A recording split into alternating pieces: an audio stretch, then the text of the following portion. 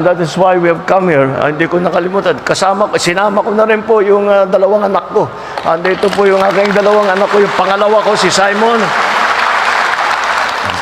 Get up, stand up. Show yourself. At saka yung aking bunso na si Sandro. Si Vincent. Hindi, naiisip ko kasi si Sandro. Ito si Vincent, nagkamali ako. Pambira ito, panong klase kang ama. Nakalimutan mo yung pangalan ng anak mo. Iniisip ko kasi, ang explanation, si Sandro, si Congressman Sandro, wala rito dahil iniintindi niya ngayon, ang tinamaan sa Ilocos Norte ay pagod po hanggang pababa, hanggang pasukin. Kaya distrito ni Congressman Sandro, kaya nandun na siya at inaasikaso niya lahat. So sinama ko na si Simon at saka si Vincent.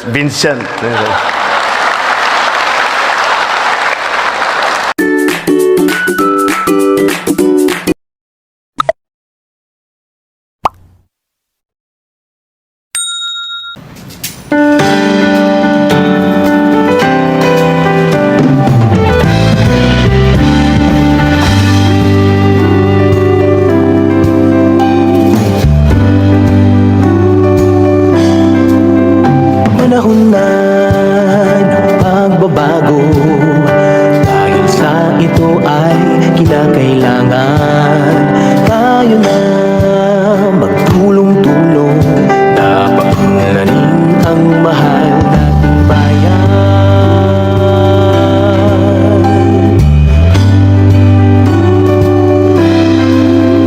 Panahon na pagbabago, ay iayos ang mga dapat ayusin. Dapat lang muling tungkulin ng bawat mamamayan dito sa atin. Gawin ng pagbabago sa pag-asenso, magsikap na mabuti at nang guminhawa tayo. Malaki natin sa mundo at ipamalas ang bagong Pilipino at bagong Pilipinas. Panahon na pagbabago, tungkilikin natin ang sariling atin at tama lang ang ugaliin kaysa sa iba sa atin ang unahin. Panahon na ng pagbabago, ang una sa kahit anong larangan. Ang tagumpay ay karangalan, ialay o ihandog natin sa bayan. Dahil ulit nang napatunayan ng Pilipino ang husay at lakas, kagandahan at talento. Ang makipagpaligsahan kahit anong oras, ang bagong Pilipino at bagong Pilipinas. Panahon na ng pagbabago, buhay natin ay gawing maaliwalas. Marami ang magandang bukas, isumuha ng bagong Pilipinas. Ng pagbabago sa pag-asenso, magsikap na mabuti at nang guminhawa tayo. Malaki natin sa mundo at di mamalas ang bagong Pilipino at bagong Pilipinas.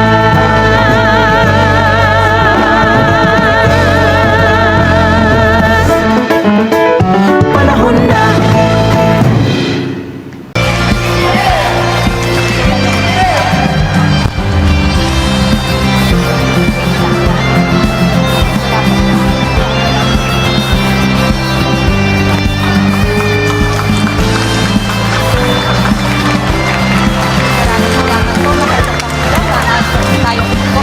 Maraming salamat po, ating mahal na Pangulo. Maaari po ang lahat ay maupo na. At ngayon, upang magbigay ng kanyang pananalita, ikinararangal naming tawagin ang Pangulo ng Republika ng Pilipinas, Kagalang-galang Ferdinand R. Marcos Jr.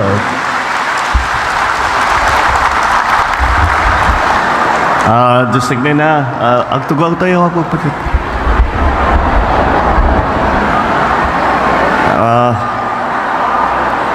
Gagayan ken kakabsat, apong opisyalis tayo ni Governor Manny Mamba, alkalde ti Ili, ti Bugay, Mayor Antiporda.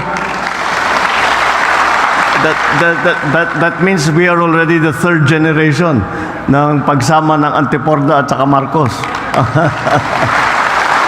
Kagayan kay kakabsat na imbag nga bigat po. We are here today only because I wanted to see kung ano ba talaga ang damage at alam nyo po kahit pagka nagkakaroon ng ganitong sitwasyon at nakikita lahat ng mga tauhan natin ay binibigyan naman po tayo ng report at kung paano, anong nangyari at anong naging epekto, anong pangangailangan. Ngunit lagi kong ipinipilit hanggat maaari ay pupunta that I come to see for myself. And not only myself, I have brought with me, of course, the other cabinet secretaries. Dahil po, pagka ganito, nasa lanta na ganitong napakasama na bagyo, ay hindi kayang gawin lahat ng kailangang gawin ng iisang departamento lamang. Kaya nandito po, sabihin ko, kasama ko natin po si Sec Manny Bonuan ng Department of Public Works and Highways. Andito rin po, dahil nga marami pong kagaya ng nabanggit ni Mayor, maraming mga nasira. Ang naging problema sa Marse is that hindi kagaya ng mga nakaraan. Ito ay may tubig, malakas pa rin ang ulan, ngunit ang talagang nagkaroon ng damage tayo dahil sa malakas na hangin. At inabot na malapit na yung report na natanggap ko, yung wind velocity na umabot dito, malapit na sa Yolanda dahil umabot ng 240. Ang Yolanda 260 with gustiness of 300 and plus. So nandun na sa super typhoon na category. Kaya nakakaabala. At kaya naman, nung nakita ko yung mga report, pati yung mga picture na pinadala sa akin, nakita ko talaga, yung damage was from the wind, nagliparan ng mga bubong, at yun na nga. At dahil nga, isa doon, dahil napakahalaga ng ating mga evacuation center na ginagamit natin sa mga eskwelahan, yung pa rin ang nasira, kaya't sinama ko na ang ating DepEd Secretary Sani Angara para makita niya kung ano bang mga kailangan gawin. Ang nauna ngayon dito, nauuna lagi sa ating mga disaster ay natural ang ating DSWD Secretary Rex Gatchalian. At dahil kailangan na natin ibalik kaagad lahat ng mga facilities, lahat ng communication, pati ng kuryente, lahat ito, hindi lamang dito sa Bugay, sa Cagayan, kung hindi doon din sa amin, doon sa Ilocos Norte, meron din kaming tinamaan. Kaya sinama ko po DICT Secretary Ivan Uy.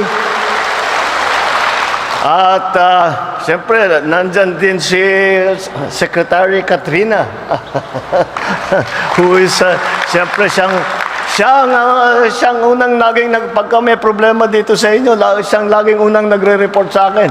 At sila ni JPE. At alam niyo, the former Senator, Senate President, and now Secretary, is the legal counsel to the President ngayon. Kinuha ko po, sabi ko, kailangan ko ng legal counsel, kailangan ng abogado ang Pangulo. Siya ang abogado ng Pangulo. At sabi ko, mag-appoint ako ng abogado ng Pangulo. Kailangan makuha ko yung pinakamagaling na kaya kong kuhanin. Wala nang gagaling. Kay Johnny Ponce Enrile, kaya siyang kinuha ko na ating legal counsel. Andito rin po ang ating Secretary Anton Lagdameo, siya pong assistant natin at tumutulong sa lahat. At lahat po ng mga iba't ibang ahensya ng pamahalaan ay sinama ko na. Dahil ang lagi namin ginagawa, pagkabagyo, pagkasalanta, pagka may magkaroon ng disaster, ay lagi namin sinasabi, hindi kaya ng isang department gawin lahat. At kaya ang tinatawag namin, ginagawa po namin ay what we call the whole of government approach. Ibig sabihin, lahat ng iba't ibang departamento na kahit papano ay makakadala ng tulong at makakatulong para mabigyan ng relief, para ma-rescue ang ating mga tauhan, para mabigyan ng relief. At ngayon dito sa Cagayan, ang dapat talaga nating tignan ay ang reconstruction. Dahil yung sa public infrastructure, okay naman, not so bad. Pero yung mga private na mga tirahan, yun na nga, nasira. Kaya yun ang tututukan natin. Ngayon, kasama dyan, dahil na maraming nasira na bahay, walang matirahan ng ibang tao, kahit papano, kailangan pa rin natin mag-provide nitong relief goods. Kaya nandyan po ang DSWD, tuloy-tuloy ang pagbigay ng relief goods. At titignan po natin kapag medyo bumaba na yung tubig kung ano ang kailangan gawin sa ating mga manalon. Dahil meron ting damage. Mabuti rin nakapag-harvest na tayo dito. Sa amin nakapag-harvest na kami. Kakatanim lang eh. So, hindi, buti na lang yung timing, hindi yung bago aanin, nakapag-ani na tayo. So, kung yung season na susunod ay kaya pang habulin.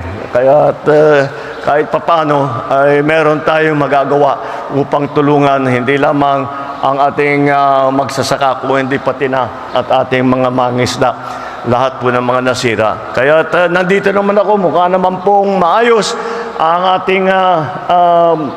ating relief operation. At umikot po kami ng helicopter.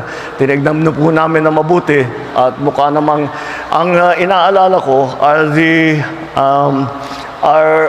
on the seafood yung seafood growers na mga nasira yung kanilang mga beds. So that's what the DA will look into. Not so much crops, pero yung fisheries ninyo. Dahil crab capital kayo ng Pilipinas eh. Marami naghahanap buhay dyan sa ganyang klaseng negosyo. And so we have to do everything that we can para i-restore kaagad dyan. But I think the damage because it has been because of the wind, nasa dagat naman, medyo bawas ng konti, pero meron pa rin tayong kailangan na ayusin. So, yan po ang aming sadya, and that is why we have come here. Hindi ko nakalimutan. Sinama ko na rin po yung dalawang anak ko. Andito po yung aking dalawang anak ko. Yung pangalawa ko, si Simon. Sige ka, stand up. Show yourself. At saka yung aking bunso na si Sandro. Si Vincent. Hindi, naiisip ko kasi si Sandro. Ito si Vincent, nagkamali ako. Pambira ito, panong klase kang ama. Nakalimutan mo yung pangalan ng anak mo. Iniisip ko kasi, ang explanation, si Congressman Sandro, wala rito dahil iniintindi niya ngayon, ang tinamaan sa Ilocos Norte ay pagod po hanggang pababa, hanggang pasukin. Kaya distrito ni Congressman Sandro, kaya nandun na siya at inaasikaso niya lahat. So sinama ko na si Simon at saka si Vincent.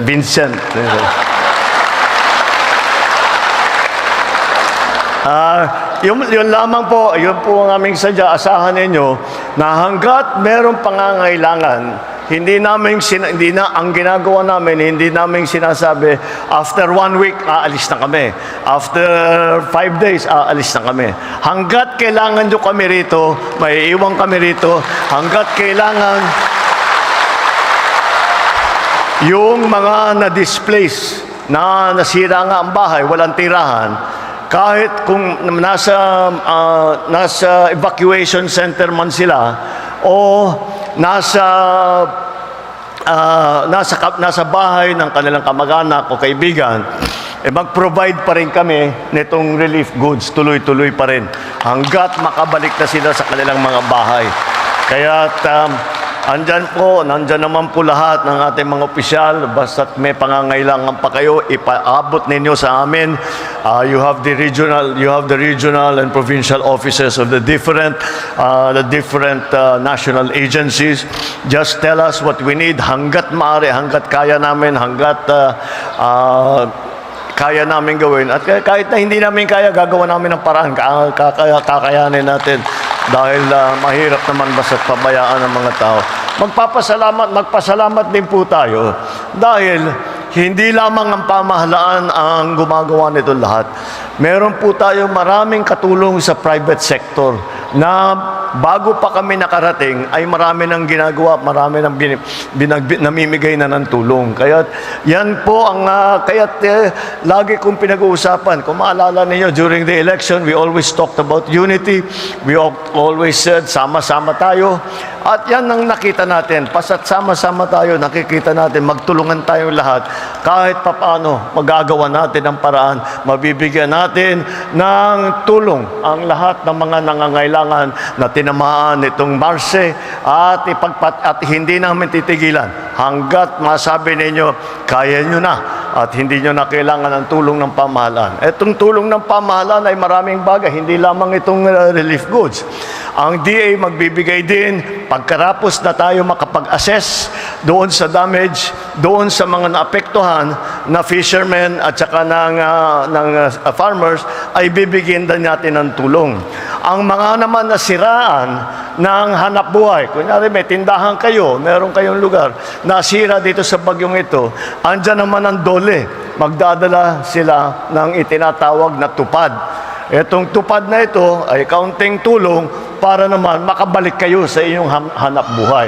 So, and then the DepEd is here precisely to continue the repairs that are needed in the school buildings and of course kay Manny Bunuan sa DPWH kung ano yung mga infrastrukturang nasira na kailangan natin ayusin. So, ayun lang po, and I'm happy. Sana makabisita ako sa Bugay na hindi bagyo. Baka babalik ako sana makabalik ako dito na nag-celebrate na lang tayo ng kahit na ano. Mag-celebrate tayo na tapos na yung bagyo at okay pa rin tayo. The very good news that we have dito sa dumaan po ng Marse, sa lahat ng Pilipinas, wala po tayong namatayan. Wala tayong casualty.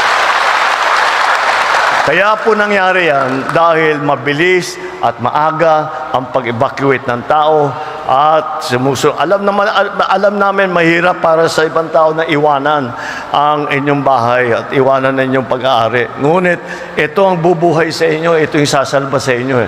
Kasi kung mamilit tayo na nandun na kung saan dadaan yung baha, kung saan dadaan yung malakas na hangin, baka masaktan naman tayo. Kaya mas mabuti, kaya naman tayo walang casualty ngayon, nakapag-evacuate tayo na mabuti at tuloy-tuloy ang suporta ng gobyerno.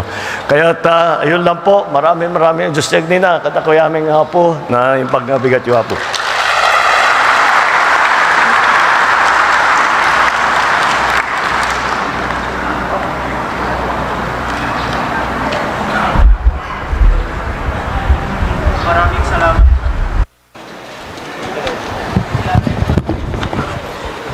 Maraming salamat po, mahal na Pangulo.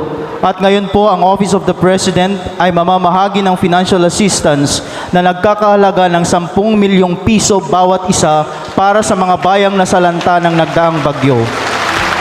Inaanyayahan po natin ang ating mahal na Pangulo upang pangunahan ang pamamahagi ng presidential assistance. Upang tanggapin ang assistance, ating tinatawagan mula sa bayan ng Bugay, Mayor Licerio Milyari Antiporda III. Mula sa bayan ng Baggao, Mayor Leonardo Patung.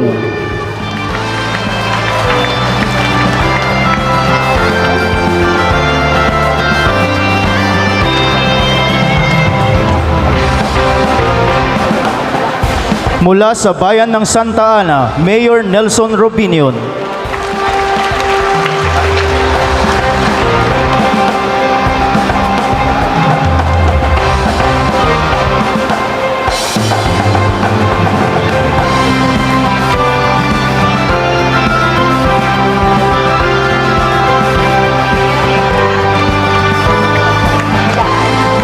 Mula sa bayan ng Gonzaga, Mayor Marilyn Pentecostes.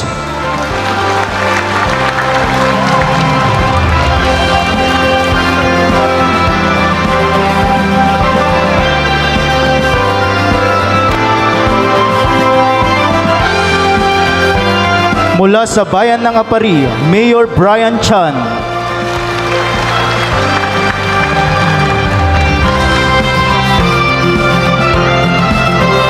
Mula sa bayan ng Santa Teresita, Mayor Rodrigo Garcia.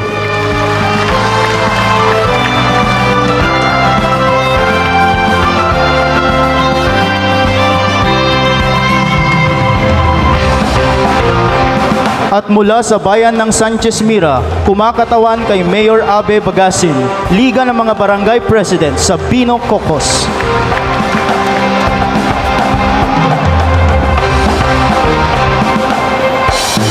At ngayon po, aming hinihiling ang ating Pangulo ay isang group photo. Maaari po ang lahat ay tumayo at tumako sa bandang gitna.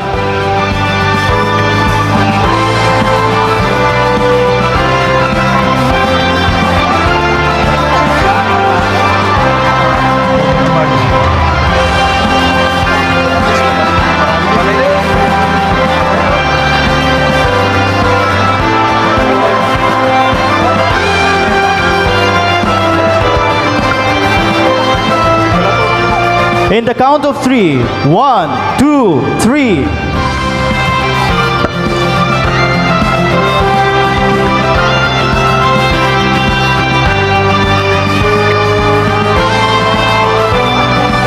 Maraming salamat po. Dito na po nagtatapos ang ating programa.